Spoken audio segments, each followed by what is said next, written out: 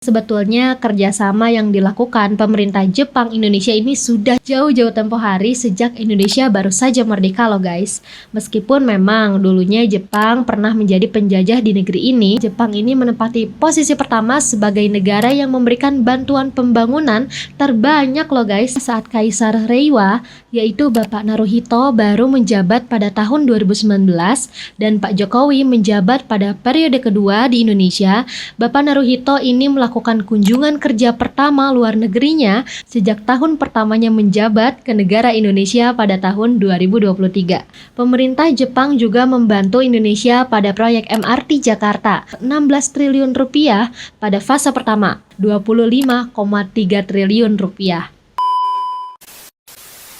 Guys, kalian sadar nggak sih kalau dipikir-pikir sebetulnya hubungan Indonesia dan Jepang itu deket banget loh. Soalnya aku nih suka denger nih dari generasi milenial kayak orang tua aku gitu. Nah, orang tua aku nih pernah bilang kalau anak SMA dulu pasti akan ada mata pelajaran bahasa Jepang di mana mata pelajaran itu tuh kayak masuk kurikulumnya tapi khusus untuk jurusan IPS ya guys. Terus aku tuh mikir-mikir lagi ya. Selama aku sekolah, terus sampai adik aku ini sekolah, aku lihat-lihat eskul dari Japanese Club ini masih ada sampai saat ini. Dan kalau menurut data tahun 2024, terdapat 199.000 penduduk Indonesia di Jepang. Wow, banyak ya, hampir 200.000 orang pada tahun 2024. Dan terdapat 11.000 penduduk Jepang di Indonesia. Terlebih, menurut data bahwa hubungan kerjasama antara Indonesia dan Jepang ini sudah berjalan menuju 68 tahun pada tahun 2025 ini. Wow, udah cukup lama bukan? So, kira-kira sedekat apa ya hubungan antara Indonesia dan Jepang? Kali ini aku akan bahas tuntas. So, tonton video ini sampai habis. Let's check this out.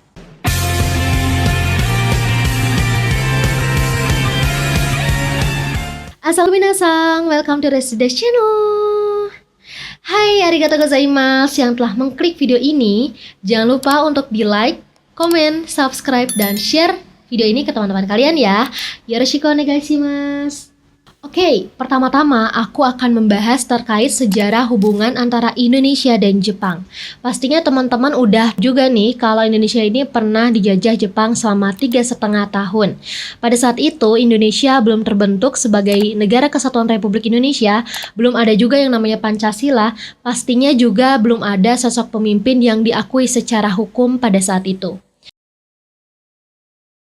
Nah, sedangkan Jepang pada saat itu tuh sudah memiliki pemimpin yang dipimpin oleh Kaisar Hirohito yang terkenal dengan tindakan militerismenya. Dan juga nih dengan kata-katanya yang melegenda saat Jepang dilanda oleh bom atom besar di Hiroshima dan Nagasaki. Kata-kata itu adalah berapa jumlah guru yang tersisa. Kata-kata ini tuh sudah cukup mewakilkan dan menunjukkan betapa pentingnya keberadaan seorang guru bagi kemajuan suatu bangsa untuk membentuk SDM yang unggul bagi pemimpin Jepang ya guys. Nah kemudian setelah masa penjajahan beres, Jepang menyerah kepada sekutu saat Perang Dunia II dan kembali lagi ke negaranya. Jepang mulai banyak membenahi diri, salah satunya meminta maaf dan melakukan jalan damai dengan banyak negara melalui kerjasama diplomatiknya. Salah satunya bentuk kerjasamanya dengan negara Indonesia. Dan kalah perang saat Perang Dunia II, ditambah lagi pengeboman yang terjadi di Hiroshima dan Nagasaki itu membuat Jepang sangatlah hancur. Nah dari situlah Jepang banyak mikir dan berbenah diri. Di antaranya yaitu seperti menutup diri dari negara luar dan melakukan isolasi secara mandiri untuk menciptakan sesuatu hal seperti dapat menciptakan otomotif dan industrialisasi cukup pesat di sana. Setelah itu, Jepang pun berubah menjadi negara yang mengusung perdamaian dengan semua negara di dunia hingga saat ini. Jepang dapat menunjukkan citranya untuk menjadi negara yang banyak disegani oleh negara lain dan orang-orang di dunia ini. Nah, kira-kira apa saja nih bentuk kerjasama antara Indonesia dan Jepang? Yang hingga saat ini hubungan negara ini semakin menguat dan membaik? Oke, yang pertama, aku bahas mulai dari zaman pemerintahan Pak Jokowi ya, bahwa saat Kaisar Reiwa, yaitu Bapak Naruhito baru menjabat pada tahun 2019 dan Pak Jokowi menjabat pada periode kedua di Indonesia, Bapak Naruhito ini melakukan kunjungan kerja pertama luar negerinya sejak tahun pertamanya menjabat ke negara Indonesia pada tahun 2023. Hal ini tuh dilakukan oleh Naruhito-san karena hubungan diplomatik antara Jepang Indonesia lah sangat baik. Kemudian alasan lanjutannya adalah karena pada saat itu Pak Jokowi mengundang Pak Naruhito untuk pergi kunjungan ke Indonesia. Karena pada saat itu tuh tahun 2022 Pak Jokowi sempat melakukan hubungan kerja luar negeri di Jepang. Maka dari itu, pihak Kekaisaran Jepang tanpa pikir panjang langsung memenuhi undangan ke Indonesia dan melakukan kunjungan kerja pertamanya di luar negeri sejak kepemimpinan tahtanya pada tahun 2019. Lalu, apa saja sih kira-kira yang dibahas oleh Pak Jokowi dan Pak Naruhito saat mengadakan pertemuannya? Yang pertama, membahas tentang forum-forum seperti Konferensi Tinggi Asia Timur dan Dialog Jepang-ASEAN dengan tujuan untuk menciptakan Indo-Pasifik yang lebih stabil, damai, dan sejahtera.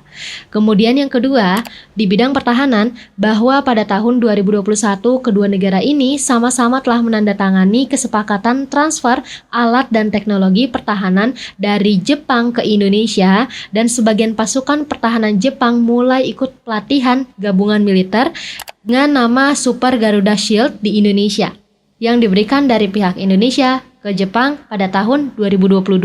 Kemudian yang ketiga, Lembaga Kepolisian Nasional kedua negara juga bekerja sama dalam pencegahan dan pemberantasan kejahatan transnasional pada tahun 2023. Kemudian yang keempat, dalam bidang ekonomi, perdagangan bilateral antara Indonesia dan Jepang pada tahun 2022 telah mencapai 42 miliar dolar Amerika Serikat atau setara dengan 667,5 triliun rupiah yang menempatkan Jepang sebagai negara pertama, urutan kedua sebagai mitra dagang terbesar di Indonesia. Kemudian yang kelima, Jepang Indonesia telah bersama-sama dalam menginisiasikan ASEAN Zero Emission Community guna untuk mempercepat dekarbonisasi atau efek gas rumah kaca di Asia menuju karbon netral sebagai upaya memperkuat ketahanan energi dan pertumbuhan ekonomi tentunya. Kemudian yang keenam, pemerintah Jepang juga membantu Indonesia pada proyek MRT Jakarta, khususnya di daerah Lebak Bulus sampai Bundaran HI,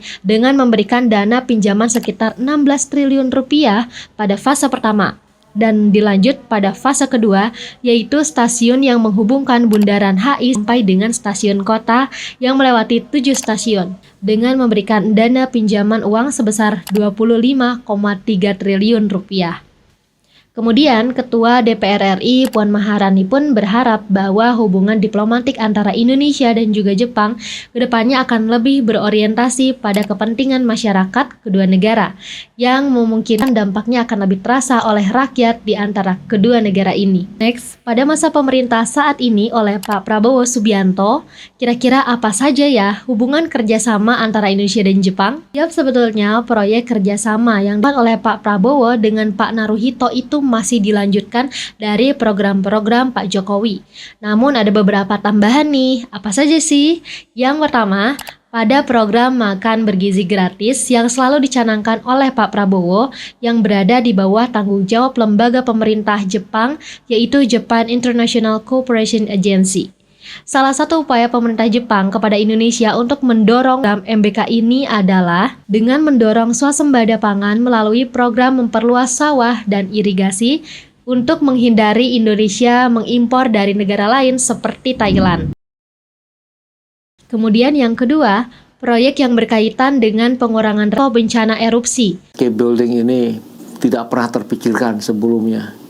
Jepang banyak membantu kita dengan hal-hal yang sangat relevan dan diperlukan. Yang berfokus pada 3 gunung, yaitu Gunung Kelut dan Semeru ada di Jawa Timur, serta Gunung Agung di Bali.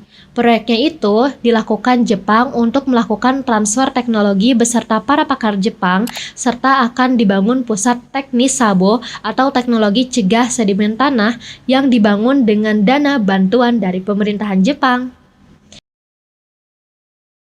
Kemudian yang ketiga, kondisi ekonomi perusahaan Jepang untuk Indonesia, bahwa Jepang ini menempati posisi pertama sebagai negara yang memberikan bantuan pembangunan terbanyak loh guys, sekitar 33% dalam kurun waktu 2009 sampai tahun 2019.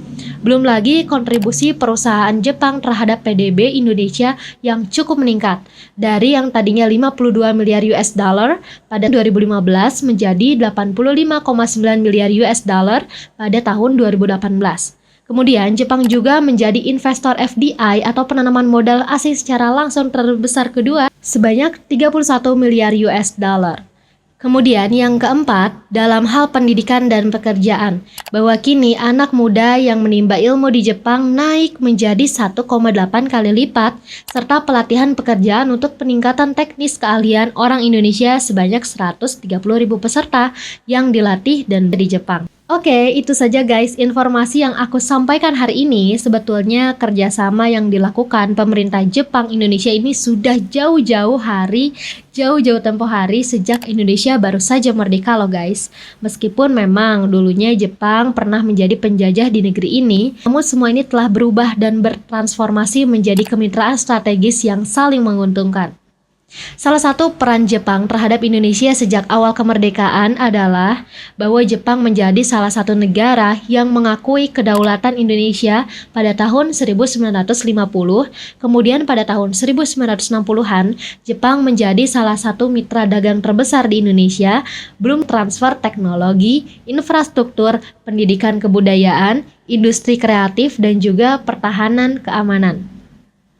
Harapannya adalah semoga di tengah perubahan globalisasi yang semakin cepat, kerjasama antara Indonesia dan Jepang ini bisa semakin kuat dan berdampak nyata bagi setiap kehidupan masyarakat, baik di Jepang maupun di Indonesia. Hai arigato gozaimasu yang nonton sampai akhir. Jangan lupa ya untuk di like, komen, subscribe, dan share video ini ke teman-teman kalian. Bagi yang ingin request atau mendiskusikan apa ya tentang sesuatu hal, boleh banget ya guys, tinggal komentar aja di kolom di bawah ini. Aku sangat menunggu komentar dari kalian. Sampai jumpa di video berikutnya. Jane!